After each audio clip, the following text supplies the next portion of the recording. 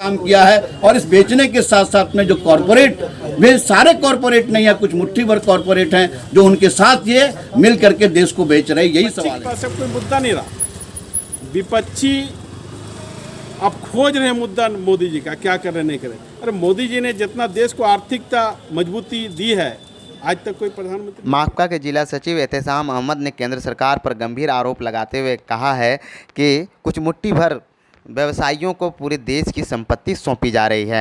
इस मामले में भाजपा और माकपा आमने सामने है। तो बेच चुकी है। इन 70 सालों में जो एसेट्स तैयार हुए थे, जो सरकारी कंपनियों का और सरकारी खजानों का, कि देश में आर्थिक मंदी है और इन तमाम चीज़ों को देख करके एफिशिएंसी लाने के लिए, उसमें खूबसूरती पैदा करने के लिए, अर्थव्यवस्था को मजबूत करने के नाम पे वो बोला हमें 6 लाख करोड़ रुपए का इसमें इनकम। अब आप सोच सकते हैं क्या कि ये 6 लाख करोड़ में कितनी चीज कौड़ियों के भाव में है।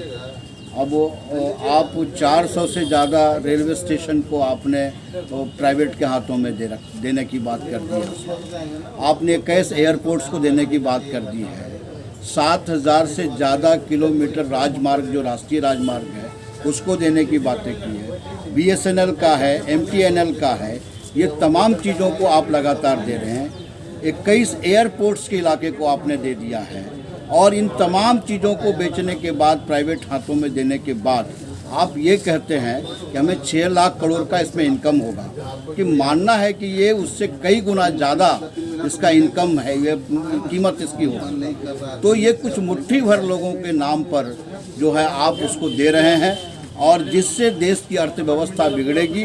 और नहीं बल्कि श्रमिकों के ऊपर एक बड़ा हमला होगा, देश की जनता पे हमला होगा। जो 70 सालों में देश की जनता ने अपनी गाढ़ी कमाइयों से, अपने टैक्सों से, अपने करों से जो देश के लिए तैयार किया, एसेट्स तैयार किया, उन कंपनियों को आप करें। पहले ही आपने बीमा कंपनियों को ये कर दिया, दूसरी कंपनियों को आपने कर दिया, इंश्योरेंस सेक्टर में आपने ये कर दिया। तो आप लगातार जो निवेश इसमें बढ़ाते जा रहे हैं निजी पूंजीपतियों के लिए, कहते हैं कि इससे मेरा दरवाज़ा खुला है। तो जो फायदे की कंपनी है, कभी इंश्योरेंस कंपनी ने आपको लॉस नहीं दिया, रेलवे ने आपको लॉस नहीं दिया, और उसके बाद आप कहते हैं कि हम इसको बिकने नहीं देंगे।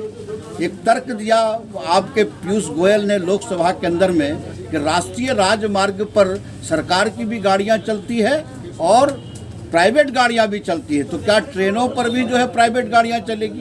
तो आप कहते हैं निजीकरण नहीं करेंगे, दूसरी तरफ आप निजीकरण कर रहे हैं। तो इससे आम जनता को नुकसान होगा। इसलिए ये सरकार सीधे तौर पर कॉरपोरेट्स का गुलाम है, कॉरपोरेट्स के लिए काम कर रहा है। इसको दर्द इसलिए नहीं, आप एक छोटी सी बात समझिए कि अगर कोई एक इंसान छोटा सा धरोहर अपना बनाता है, अपना घर बनाता है, और जब वो टूटता है तो टूटने के दरमियान में उसको काफ़ी दर्द होता है।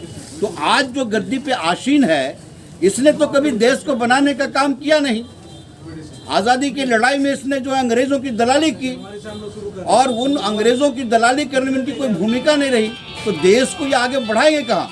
70 सालों में जो देश की जनता ने तैयार किया और देश की जनता के पैसे से जो तैयार हुआ, उसको ये बेचने पे लगे हैं। इसलिए देश पूरी तरह से ये बेचा जा रहा है, देश को बर्बाद किया जा रहा है। देश की जनता से हम लोग आह्वान किए हैं कि इसके लिए संघर्ष करने के लिए तैयार रहो। जब तक देश की जनता संघर्ष के मैदान में नहीं उतरेगी, तब तक इन चीज़ों को बचाया नहीं जा सकता। यही मेरा मानना। इस मामले में भाजपा के जिला अध्यक्ष निवास मंडल ने कहा कि विपक्ष के पास कोई मुद्दा नहीं है, इसलिए आम जनता का ध्यान ऐसे अनर्गल बातों से भटका रही है। गरीब 80 करोड़ गरीब को मुफ्त में आज इस कोविड-19 में अगर अनाज देने का काम किया, तो देश का यशस्वी प्रधानमंत्री नरेंद्र भाई मोदी ने 80 करोड़ जनता को प्रति यूनिट 5 किलो गरीब कल्याण आदिवासी यन योजना चलाकर देने का काम। सबों को 1 रुपया गरीब को अनाज देने का काम अगर इस देश में कोई प्रधानमंत्री ने किया, मोदी जी ने किया। आज इस कोविड-19 में निःशुल्क वैक्सीन देकर जनता को इस कोविड से बचाने का काम अगर कोई देश में पहला कोई देश का प्रधानमंत्री होगा पूरे दुनिया के अंदर में, तो मोदी जी हैं, जो मुफ्त में वैक्सीन देकर देश के जनता को बचाने का काम किया। और देश आज अपने आर्थिक बल पर खड़ा है। देश का प्रधानमंत्री विश्व गुरु के रूप में बनकर तैयार है और विश्व गुरु की ओर बढ़ रहे हैं। और आज भारत सबसे आर्थिक दृष्टिकोण से भारत मजबूत है। आज मेरा सेना भी मजबूती के साथ खड़ा है। देश के जनता भी जो भूख से मरती थी कांग्रेस सरकार में, वह जनता को दोनों टाइम भोजन देने का काम मोदी जी ने किया है।